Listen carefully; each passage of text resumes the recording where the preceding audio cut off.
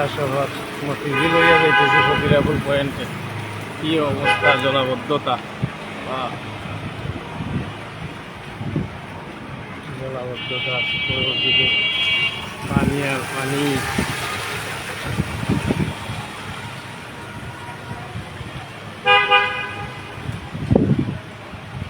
ঢাকা শহরে খুব পরিষ্কার হয়েছে।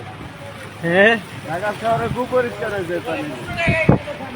আমার কথা খুব মিষ্টি, যদিও করে বলতেছেন, কিন্তু কথার মধ্যে একটা ইয়ে আছে, যৌক্তিকতা আছে।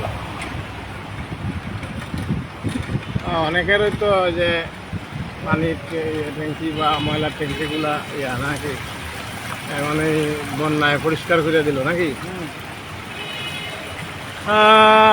মতিঝিল আবাসিক এলাকায় যুবনা নদী দপ্তরের সামনে গাড়ি চলতেছে। ঢাকা শহরের বর্তমান বেহাল অবস্থা। আমার সামনে আছে রিক্সার চালাচ্ছেন আমার চাচা। উনি বলতেছেন যে তুমি আবার যুদ্ধ করবা, ঢাকা শহরের পানিটা নামাইতে পারলা না, তুমি আবার কিসের যুদ্ধ করবা। হ্যাঁ, ওনার কথার মধ্যে অনেক যুক্তি আছে যে একটু বৃষ্টি হইলেই ঢাকার মধ্যে এইভাবে জলাবদ্ধতা তৈরি হয়। তুমি বলছো যে কোনো দেশ যদি যুদ্ধ বাজে আমরা যুদ্ধ করব না, এটাই তো বলছেন না নি। হ্যাঁ, উনি বলতেছেন যে তুমি আবার যুদ্ধ করবা, ঢাকা শহরের পানিটাই নামাইতে পারো না।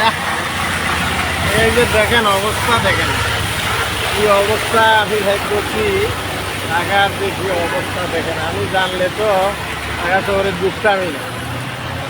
এই অবস্থাটা যদি জানতাম, আর এই গাড়ি এত